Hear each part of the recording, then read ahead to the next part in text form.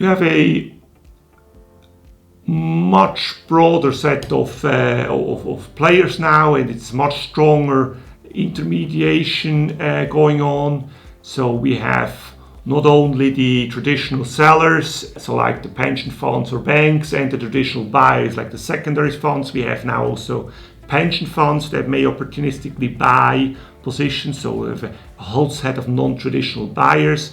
We have specialized law firms that make it more efficient to deals. We have a lot of players like the banks providing leverage to buyers. We have new entrants like 17 Capital offering preferred equity solutions. So we have a much broader solution set that enables much more to create much more often a win-win situation. The larger the deal, the larger their role. Intermediaries are chasing larger deals, so it's more lucrative, but clearly across the market there is much more intermediation now. A bilaterally negotiated deal is becoming much rarer.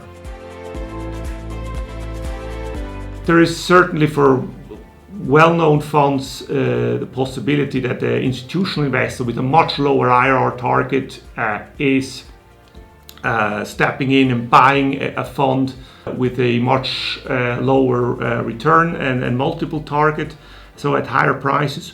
Or then alternatively you have dedicated buyers that use leverage and hence can pay higher prices and still achieve their 10 plus percent IRR targets.